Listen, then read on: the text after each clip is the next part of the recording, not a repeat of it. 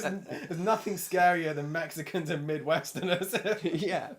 Werewolf bar mitzvah, spooky, scary. Wolves becoming men becoming wolf.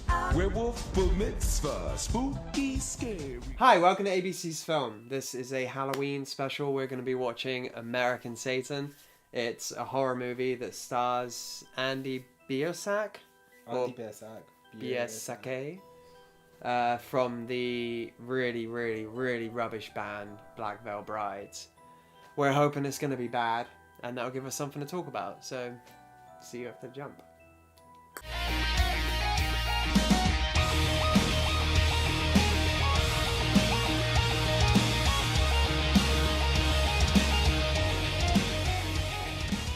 So, American Satan is just as bad as we thought it was going to be. The basic plot line of it is there's a rock band which is formed of some English people and some American people that have never met each other before. Well, they've met on webcam, haven't they? So Yeah, but never... They've been playing together for like 5 years and they've been writing songs together, and it's like, hey, let's all go to California, get together, form a band, make it big in America with our rock band in 2017 or whatever. Yeah. So, and then they make a deal with the devil Mr. Capricorn. For fame and fortune, and obviously things don't go as well as planned. Alex, what were your first impressions of American Satan? To be honest with you, I was quite enjoying it for like most of it. I mean, it's bad. It's a really bad film. It's not well made. It's enjoyably bad. It's a B movie, but also there's something to it, but not because anything's been done competently. Yeah. All of the acting is pretty shit.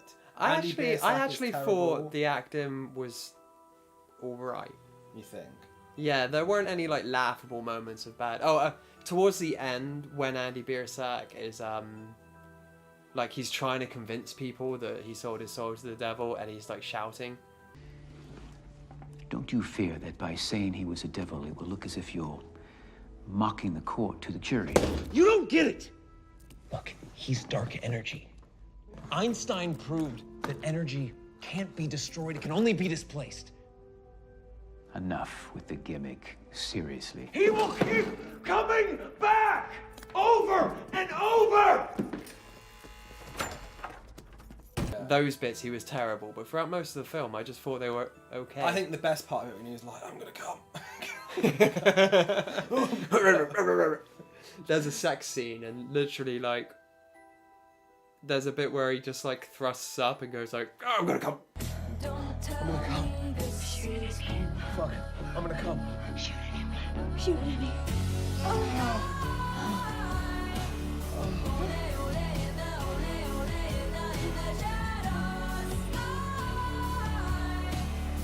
I don't think Andy Biersack has ever made a woman orgasm.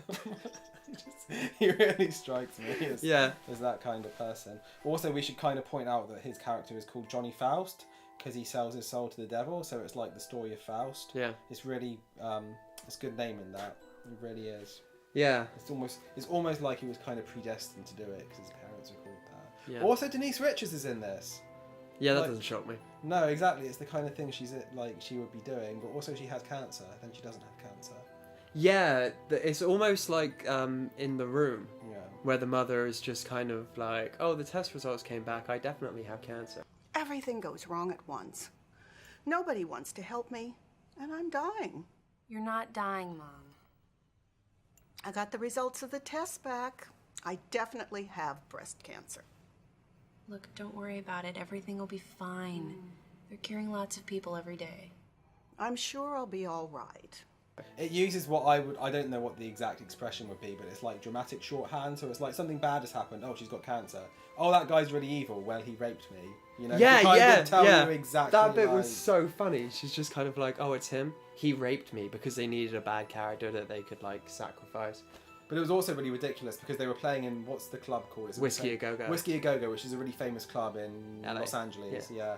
And it's like, oh, everyone disappears from when they're playing, and it's like, oh, well, Metallica's playing down the street, and it's like, no, this guy just made it up. Yeah, he's like, oh, my ex.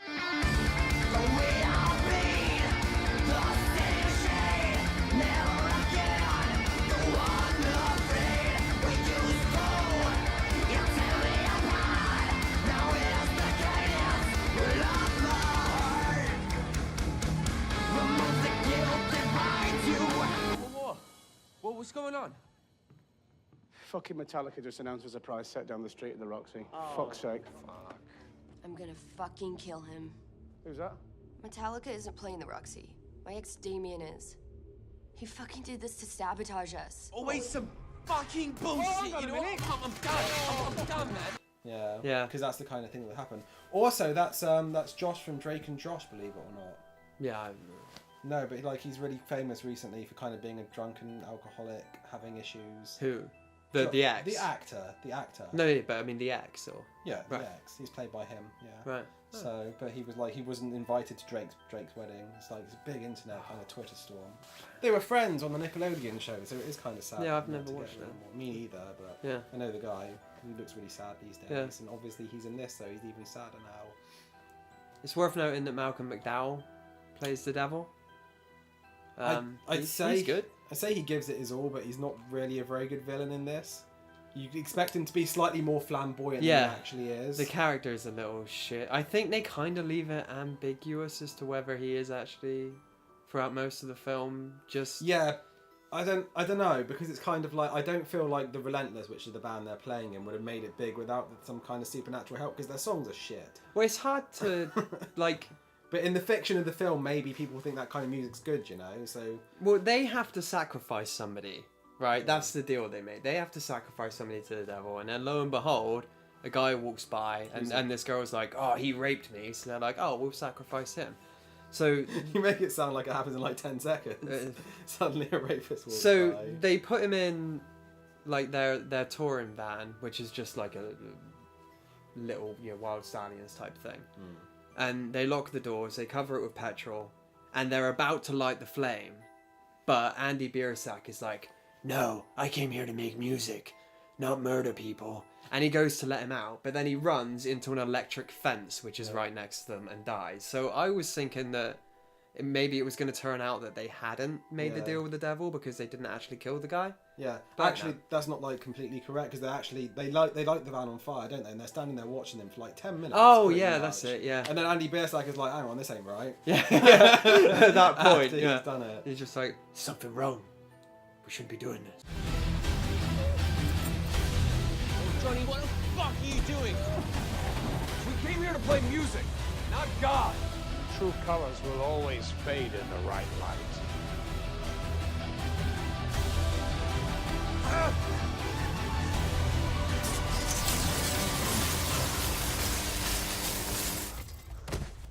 Yeah, so the band gets so famous. No, when the band's out in a bar, they get started on, and the lead singer kills somebody, and he gets off using a stand your ground. Because they're calling them the rednecks are calling them like gay and fags and stuff. And it was ruled that like they use like an acceptable amount of force. So then there's a whole spate of incidents around the entire country where teens are standing up to their bullies and murdering them, and it's like the devil's done that, so the devil wants them to kill somebody live on stage. Which is a really strange thing to actually put in there, because I don't think, like, because it goes around the world, and it's like in Japan their fans are like fighting back. And it's like, I don't necessarily think Japan has stand your ground laws. It's like, because these kids are just going to get arrested, but then nothing comes of that either. No. It's kind of, that's just an element in the film to show like the chaos that surrounds the band. Yeah. And there's a lot of stuff like that, because when Andy Biersack's character Johnny Faust gets arrested for the stand your ground stuff, like, he's out of jail like 5 minutes later, and nothing else comes of it. It's just thrown, the whole thing is 5 minutes, that whole like sequence. There's a lot of stuff in there that's like that. Again, like talking about Denise Richards' cancer, like she gets cancer, 5 minutes later she hasn't got cancer anymore. Yeah. It's just kind of dropped and left behind, and there's kind of lots of little things in there like that, which are just like, they're vignettes, aren't they? Like, there's not much story here. We both said towards the beginning it's written by somebody who buys into the idea of the rock and roll lifestyle. It's somebody who idealizes the idea of being a rock star and fantasizes about it. Which is really strange, because the music in this is terrible. The music is so bad. It's not rock. It's not like Led Zeppelin or anything like that. You it's know. that like those like emo vocals where it's like, stuff that's just and like I said, like I kind of alluded to beforehand, it's like it's set in the wrong era. Like, rock's not big in 2017. Yeah. Like, and it's never going to get to the top of the Billboard charts. You know. Yeah. So But there's a film, a New Zealand film that came out a couple of years ago called Deathgasm, which is about like a rock band that, oh shit, I can't remember exactly what it is, but like they play rock music so hard that zombies start coming up from the ground, and it's a complete farce. It's fucking hilarious, and it's really well done. Deathgasm, all spelt in capitals, lowercase is for pussies. Cool. What about? I fucking said.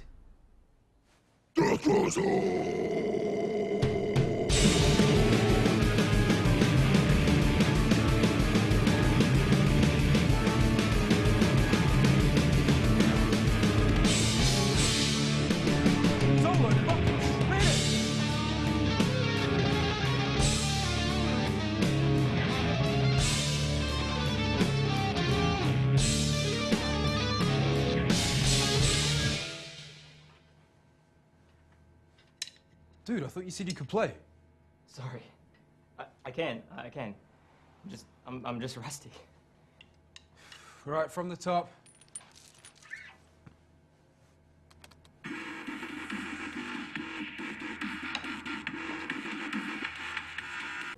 This takes it seriously. It takes that whole idea of like rock and roll Satanism stuff seriously, and like it's cool now.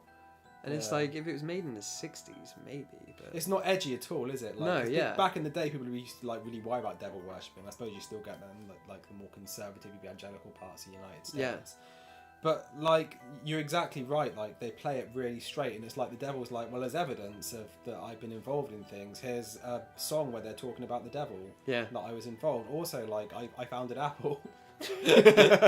What's the Apple logo? Oh yeah, someone's taking a bite out of the apple. Yeah, the forbidden fruit, isn't it? But he forgets to mention it's got the pride flag on it. But it's also like the first Apple computer apparently was sold for $666 as well, or cents rather. Did you look it up? Yeah, and apparently that is true. Yeah. So I mean, that's a really strange price. It is, yeah. But also therefore like, the devil. I like it. So it's like yeah. The devil was involved. Oh. Yeah. But also like when Mr. Capricorn, the devil, is like trying to convince the band that he's the devil, he points at the dollar and he's like, "Oh, it's the all-seeing eye." No. The best thing is he's like, he puts a dollar on the table and he goes like, "You see that like pyramid with the eye above it? You know what that is?" And Andy Biersack's like, "Illuminati," and he's like, "Yes, but yeah, stay with me, right?"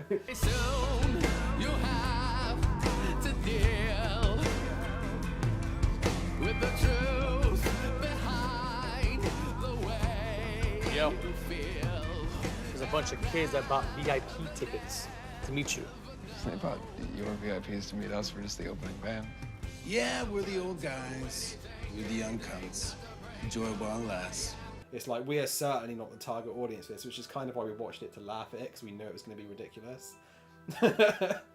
It's targeted to those people, like I say, that like idolize rock stars and buy into the rock and roll lifestyle. But it's also kind of people who like Andy Biersack's music are going to want to go see this because they like Andy Biersack, you know. So that's the kind of audience that it's attracting, I guess, that it's kind of written for as well. Also, this is a hard R as well.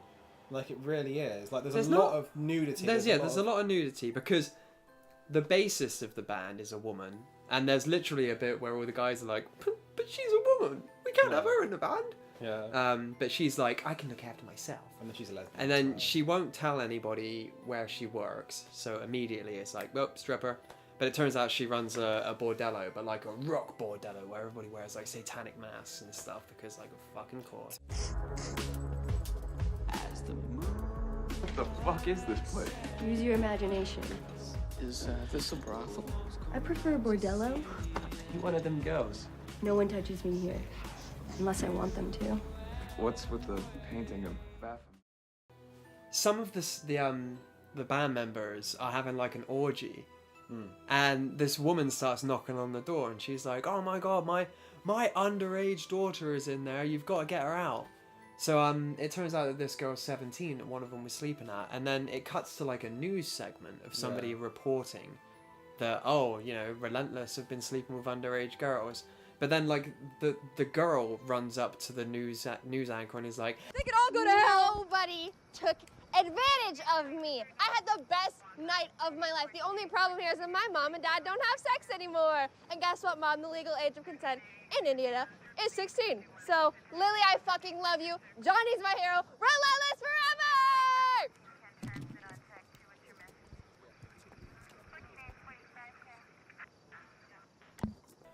Why was there a news segment? Like, why, like, rock band sleeps with legal girl? Like, what the fuck? Like, why was that even in there? And it was in there because somebody was like, oh, I want to see people mouthing off newscasters. Like, why don't people ever say it like it is? Like, there's a later scene where the manager's on the news. I can't remember what he says. Do you remember? No, I don't know what you're referring to. The manager is on the news and he starts, like, having a go at the newscasters. Aren't you concerned about the message this band is sending? Sir, have you listened to the record or even read the lyrics? I have not, but I see. You know, it's just the writer wants to. It's like the Linklater thing, only like way worse. Where it's like, you know, it's just you can like see the writer's thoughts behind it. Yeah, there's another sequence as well where it's Lily Mayflower who's the bass player. She's the lesbian bass player in the band, and she's like, "Make love, not war. Make more music and less bombs," or whatever she says. And it's kind of like, well, that's really vapid, isn't it? Like, well done. Yeah. Then you just go around killing people and stuff. Exactly.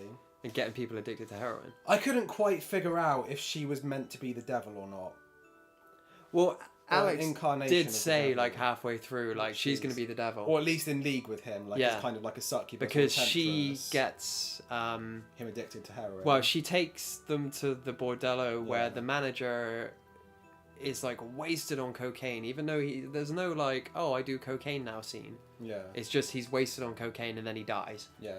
And in the same scene, she pretty much coerces Andy Biersack into doing heroin and cheating on his girlfriend. It's not even coercion though. He's just like, "Do you want some heroin?" And he's like, "Sure." Yes, I've never felt this. Well, there's kind of he tries to act it out like, "Oh, I'm not sure." But Yeah. He's like, "No, I don't want to do it. No, it's horrible stuff." Like... Then he's having sex with her. Even though and then they have lesbian sex or something. And then that's the point at which Gretchen phones up and is like, and then she answers the phone. Yeah. To like kind of be like, you know, your boyfriend's cheating on you, which is why I thought she was the devil. Cause it's kind of But then at the end, Malcolm McDowell does like a fake out where he's like, haha, the bassist has been the devil all along. But then immediately afterwards just says, did you really think it was the bassist? And saying, because you said it. Yeah.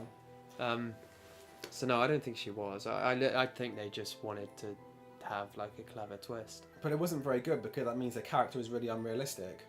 You know, like because she was like, I don't know why she made Andy Biersack's girlfriend know that he was cheating on her. Yeah. You know, it's like, I don't understand. But she was the main temptress of the entire lot. So I mean, like, she was the one who led them down the dark path. So it's kind of a she had a really weird head as well. Yeah, she was really skinny. That's kind of the issue. Like, Yeah, when people are really skinny, it makes their face look huge. I'm gonna go crash at my mom's. Oh, come on. Fuck that. We're celebrating. No. Could you hook up some psychedelics? I think one of the issues I've kind of got with this film is that there's no message, because it's kind of trying to say to you, like, if you make a deal with the devil, things are going to go wrong for you, right? You know, like, bad stuff's going to happen, there's going to be chaos. But the film isn't, like, clever enough to subvert what's going on. It just makes it look cool. So these guys are having sex with really attractive women. Yeah. You know, and they're having loads of success and they're flying all around the world, and it doesn't make it look bad, like, or there's any kind of suffering or moral confliction going on. It's just we're having sex and having fun. Yeah. You know, I mean, the worst thing that happens to Andy Biersack is that he does some heroin and kind of slumps around on the floor for a little bit. Yeah, but then they just give him more heroin. Exactly, then he's fine. But then at the end, he's in jail and like there's no withdrawal symptoms, but they've specifically shown that he suffers from massive withdrawal. No, because he went to the hippie commune, didn't he, for like one scene and got clean. I don't remember that. Yeah. That was a thing that happened. He went and got clean for Maybe I was in the toilet. Lily Mayhammer Flower face didn't go. So Lily Mayflower. That was her name. That's the bassist's name, Lily Mayflower. Bassist. Bassist. She was a fish. Oh. Did you understand the final line? Yes, I think I did. Did you... Right. He's in custody because he's been arrested for shooting Mr. Capricorn. Yeah, the devil on stage. So they figure it was murder. Yeah. And then somebody comes in. His girlfriend from earlier. They're back together, and like a lawyer comes in. It's like a callback to earlier, but and Gretchen and Andy Biersack hold hands together, and they say like, you know, 2 of us are much better than 1 of us, and then he like looks at the camera. Yeah. And it ends, but it felt like it was a callback to something. It was. It was because at the very start, Mr. Capricorn gave him the contract, and it's done in exactly the same way. Oh yeah, because he's going to sign the contract. And then he does the thing Mr. Capricorn does, where he like knocks on the table like 4 times to show that the lawyer is like the new incarnation of the devil. I don't know how Gretchen knew that he was the devil. Yeah, was the bit that I was I got the contract bit, yeah, but the bit I was confused about was those 2 and like what they said seemed like it's meant to be like with 2 of us together, like we can fight him, but which doesn't make any sense because the band was like 5 together and they still couldn't kind of resist the devil. Yeah. So it's like, and then he looks at the camera, which is always cool at the end of somebody looking at the camera at the end of a movie is just as cool as like gunshot fade to black. He does that thing where he's like, I'm so cool. He has to like kind of bend his chin down and look at the camera. In spite of everything, I did quite enjoy it, but like I say, not because it was a good film. Yeah, I enjoyed it the same way I enjoy Birdemic. Yeah. Although, of course, it's nowhere near... This is more competently made than that. It's nowhere near as bad as Birdemic, but then in that way, it's nowhere near as fun as Birdemic. Yeah. But no, I enjoyed it. I'll probably watch it again. I read online that like it was meant to be a satire, and it doesn't feel like a satire. It feels very sincere. No, yeah. It's idolising shit. Yeah, I think if you're making something a satire, you kind of have to make it clear that it's a satire. Yeah. Unless you're trying to trick people, of course, which is something completely different. But or be satiric. It's not. I'm sorry, it's not. I mean, the image they're going for, and specifically the main actor that they've got. It's not a satire of rock and roll stuff. They're playing exactly into it. No. The acting's not good. Production isn't particularly good. There's no interesting cinematography going on. No, There's nothing at all. Sets. No. This is just a case of I'm going to point a camera at what people are saying. Hey, look at some tits. Yeah. Like they imagine the scene in their head as being really cool, and then they just film it thinking that it's going to be cool. Yeah. Without putting any effort into it whatsoever. But also, I was kind of thinking as well, like, there is a good film in there somewhere. There really is, like, a good story to be told there. Yeah, I think Deathgasm does it. Yeah, I mean, I haven't seen that film. It's really good. It's New Zealand, you know, like, they've got great, like, I mean, dry humor. Kind of, even with these actors and with that setup, you need to make a few more passes at the script to make it into an actual story where, like, there's consequences and there's things happening. There's, like, a destination for the story. Because the way this ends, Mr. Capricorn's like, you have to kill someone on stage, but it's not explained why. It's just that there's a ritual. Yeah. That's what's going to happen. But I feel like, you know, like I say, having a few more drafts, going over it a few more times, kind of refining it, there's probably, like, a really kind of cold kind of horror film in there somewhere. But we have to wait for the sequel. There's a spin-off happening, isn't there? Apparently? Is there? Something like that. I only read that there's a spin-off planned. I don't know exactly what it is. So. That could be fun. It comes out in time for next Halloween. Yeah. It'll probably get made in like 2 weeks. So. Yeah. Yeah. Spooky costumes. But that was good. Good film. Terrible film. Good film. Yeah. If you like watching bad films with your mates, put this on the list. Also, like, I won't begrudge you for liking it genuinely as well. I mean, like, if you're 12 and stupid, maybe you will. If you're not quite mentally all there, you'll probably, like, enjoy this film for what it is. Not as, like, ironically, like we do, because we're ironic. Why has this got the American... 2 against 1. Better odds.